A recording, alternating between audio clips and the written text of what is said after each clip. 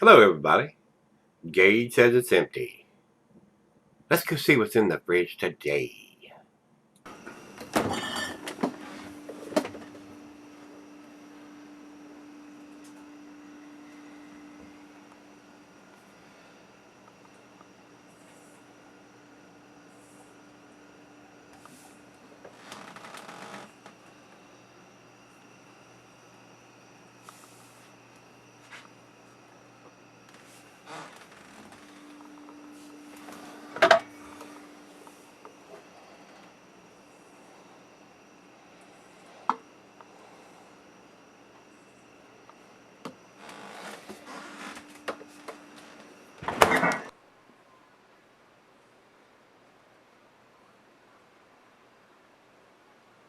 Hey guys, thanks for stopping by Gregsbeerreviews today. Hopefully this is going to be a treat. Like I told you earlier, guys, Evil Twin Brewing, that's Jeppy's little vagabond operation, and he goes from brewery to brewery. Some of them are done in the southern United States, and some of them are done up in Connecticut and stuff. He brews some great beer. That's McKellar's brother. But their beers are not cheap, guys. They're not cheap here. And a lot of people ever commented on some of the other ones I've done. Oh, I can get a 4-pack for $12 and something. I cannot get that price here, guys. I mean, these beers are not cheap. I mean, one single bottle of this is between $8 and $12. I mean, if you're getting a 4-pack of this for $12 or $13, snatch them up. That's all I can tell you, because they are not that cheap here. I am paying a premium price for these 12-ounce bottles, evidently. If you can get a 4-pack of this for $12 to $14, it is worth it. But I cannot. And a lot of these 12-ounce bottles are around $10 a pop. Some of them are a little more than that, and the 22-ounce bombers are a lot more than that, between $17 and $25 for a 24-ounce or 22-ounce bomber. So they're not cheap here in Virginia. So, and there's only a select stores that carry Evil Twin Brewing. You can't get these at Kroger's or Wally World or places like that. They just don't have it. They don't have it. If you want Budweiser or Bud Light or Miller or Coors Light, oh, you can buy that all day long at those stores. But something like this, those guys don't carry it. They don't. And the craft beer stores that do carry this, they're not cheap. They're not cheap. So I don't usually buy more than one of these beers at a time because of the price. I'm not going to pay $40 for 4 of these beers. Not going to happen. Even though it may be an A beer, it may be a 10 beer, but I'm not going to spend that kind of money not knowing. Now, once I review the beer and I do like it, or it's a 10 beer, I may invest in that and sell some of those for a while, but I'm not a big fan of paying $10 a beer or more for a 12-ounce bottle, no matter how good it is, because there are so many other beers out there that are just as good or close to being just as good for a lot less. I mean, if I can buy 4 Rasputins for $12 as opposed to 4 of these for $40, that's not a hard decision for me, guys. It really isn't. It really isn't. Even though I'm a big fan of what Jeppy does, I'm not going to spend that kind of money for 4 beers. I'm just not going to do it. I don't have those deeper pockets. I am not in the rich class. Not hit the lottery lately, and I just can't afford to spend $40 for 4 beers unless they're going to blow me away, blow my hair off, and my socks off, and everything like that. But he does do some great stuff. They are very tasty, and I enjoy reviewing his beers. But I just can't afford to spend that kind of money for 4 beers or $25 for a bomber and buy more than one of those. Just me, just my tight ass. So, with that being said, hopefully this is going to be a great beer. I did pick this up at the Barrel Chest. I do get a pretty good price from those guys out there. They are very reasonable in their pricing, but a lot of the imported beers and a lot of the specialty beers, especially from McKellar and Evil Twin and some of the other ones that are hard to get, like KBS, and some of the other ones that are just, you know, stand in line for get one bottle type of beers. They're very pricey. A lot of hype goes with those beers. So that's what I'm going to say about that. So let's get on with this one. I don't want this to be a 30-minute video. This is a 12%er, guys. It doesn't have the ABV listed on this. This is the Aun, A-U-N-M-A-S, Chili Jesus. And they do a lot of different versions of the Jesus beers. Even more Jesus, bourbon barrel aged Jesus, Chili Jesus. I mean, it seems like they got some kind of fetish going on with the Jesus beers. So be it. I just like to try different stuff and review different stuff for you guys. A lot of times it's worth it, and a lot of times I'm kind of disappointed having to pay that kind of price for a beer that's not super outstanding or doesn't blow my hair back or my socks off or something like that. But they are tasty beers. He doesn't make any crappy beers, guys. You are not going to get a shitty beer from this guy. So if you got deep pockets and you can afford to buy multiple bottles of these kinds of beers, have at it. More power to you, is what I'd say. I wish I could, but I cannot. Alright, let's get on with this. Don't have the IBUs, 12%. Commercial description on this one says, on a pilgrimage for immortal craft beer, we tripped on some heavenly drops of beer with amazingly overwhelming aromas of chili peppers and more. A thick fudge-like body, pitch black in color, and obviously only made in limited amounts. And the taste, furthermore, Jesus. Or if you're Mexican, Jesus. Food pairings for this beer says, survey said, food pairings are cheeses, buttery brie gouda Vardy Swiss, and since it is a stout, it goes well with your chocolate dishes. You could have it with your dessert, or have it as dessert, or as an aperitif after dinner, something like a digestive or something.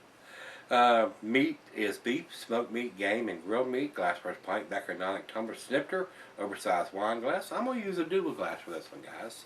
And just be aware when I use this glass, it doesn't have that little small area underneath like my solid beer glass.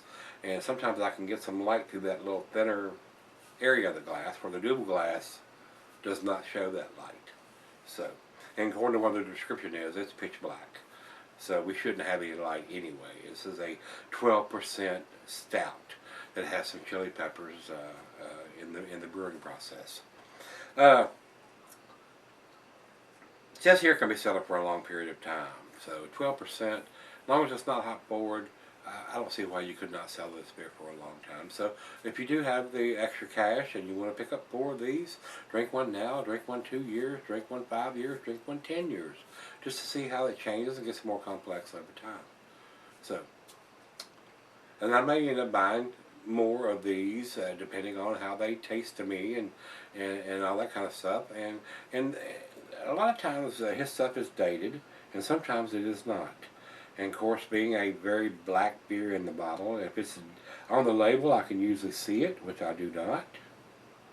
But if it's digitized black ink or something on there, you cannot see that on these bottles, especially when I bring them out of the fridge and they're sweaty and you just can't see them, guys. So I'm a big advocate of having all these guys put the writing on the label so you can see it no matter whether the beer is in the bottle or not. Just my 2 cents. Don't think there's anything else we need to talk about, so let's pop the cap on Chili Jesus, or Chili Jesus, whatever country you're from. Not a big hiss, a little hiss on this one. 12%er, I'm going to pour it down the center. It is black coming out of the bottle, guys. It is pitch black. And that head is a very dark brown. About a finger on that aggressive on that aggressive pour. Over to the light, there is none. It's pitch black, especially in this glass. There is no thin parts to see any kind of red ruby tinges or anything on it. It is black, black, black. Black as night with no moon. It is no light coming through that beer. Like I said, about a finger of head, very dark brown head on this. Let's get a nose on it.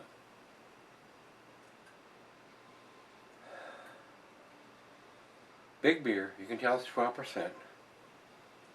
Rich roasted malt, almost to the burnt characteristics. I'm getting hints of some chocolate in there, bittersweet chocolate. Maybe it's a little bit of hints of some coffee in there. Very sweet smelling on the back end. Maybe some dark fruit, and they'll come out a little bit more as it warms up to room temperature. Cocoa. Maybe some licorice in there. Hints of tobacco, which reminds me, good beer for a cigar. Let's give it a taste. Cheers, everybody. Smells good.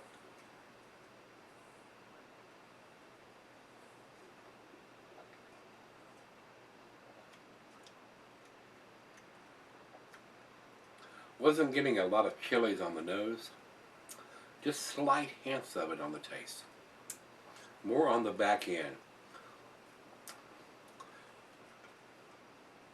I am getting it on the back end on the taste.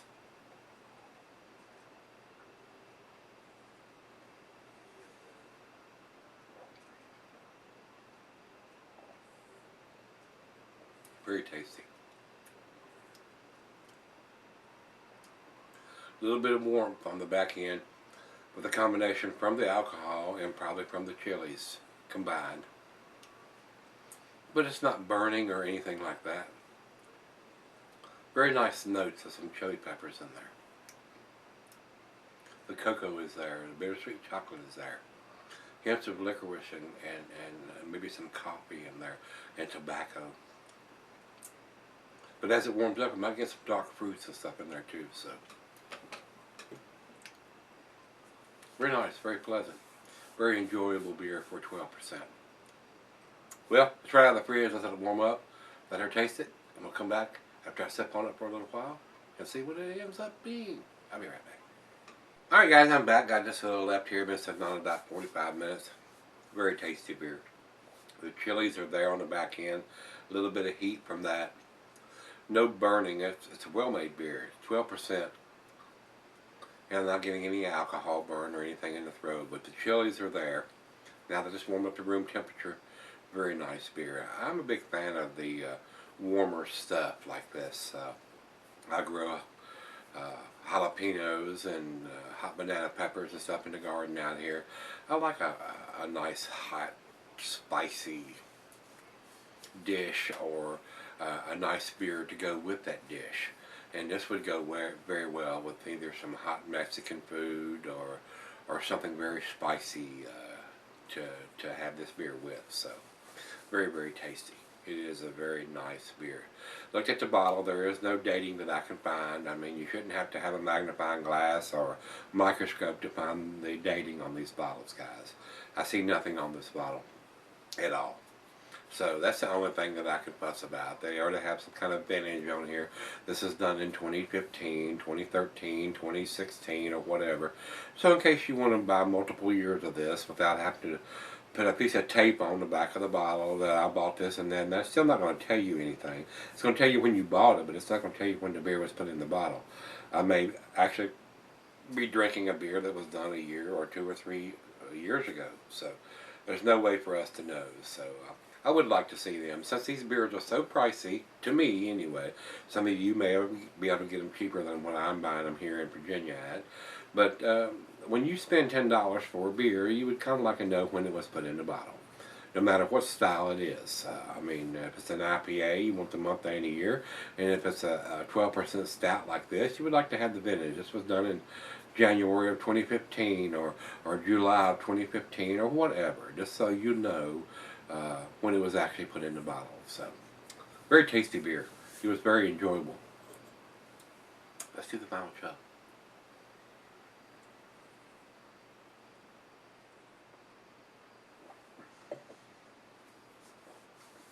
Wow, very tasty, guys. I'm reviewing this beer on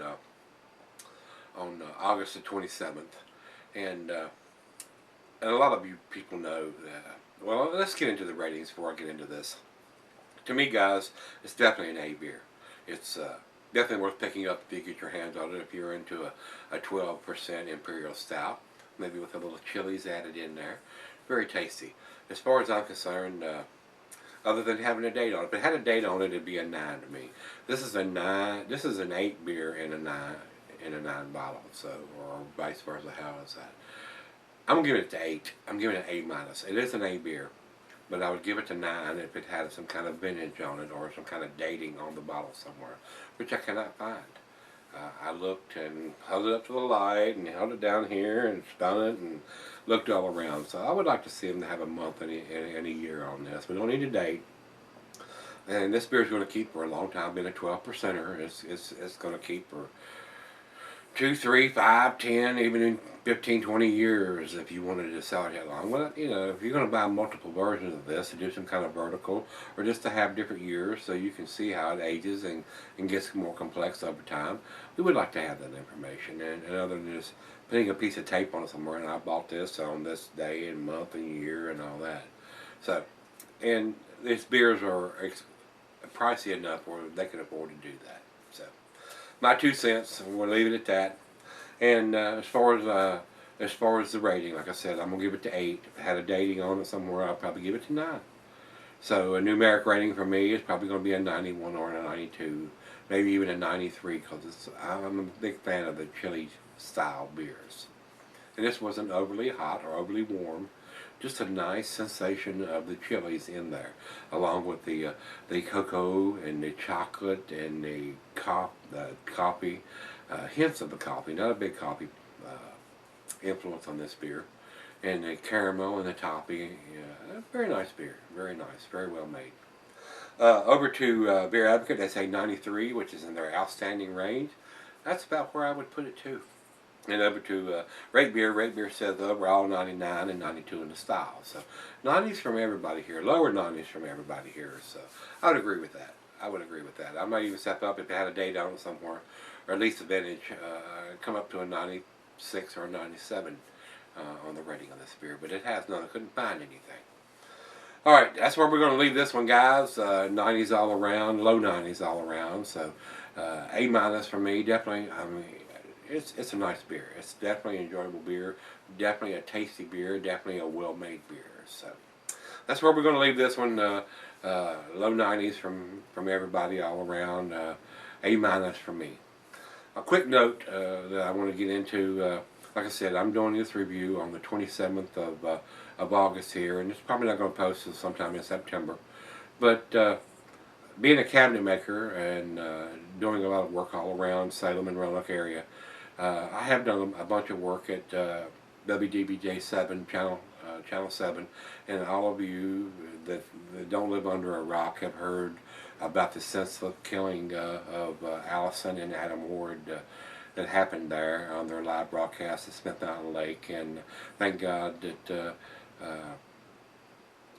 that the third lady that was shot is doing well and went through surgery, but Adam and Alison unfortunately died in that attack from a disgruntled employee that was dismissed several years prior to that. So he was a very sick, racist, worthless piece of shit as far as I'm concerned. I just want to make a quick mention of that because I have done a lot of work out there, and those people have been all utmost respect and so sweet to me, and I watch that channel every morning before I go to work, and they're an extended part of my family, and I'm very sad over this. I just can't imagine what the co-workers and their families are going through right now, guys. So I just wanted to do a quick mention on this. I am very sad over this. A lot of tears have been shed over this because they're friends. I mean, it's like a hole has been put in the center of my universe here, and even though I didn't know Alison and Adam, they were part of my extended family because I watched them every day. So just want to do a quick remembrance of those two that were cut down in the prime of their life. I mean, she was 24, he was 27. Big plans for both of them. It was horrible. It is very horrible. I don't know what else to say other than I've been pretty tore up over this the last several days, the last 2 days. This has happened. I'm not advocating any kind of gun control or anything like that. Guns don't kill people. People kill people. The gun is not going to shoot anybody by itself.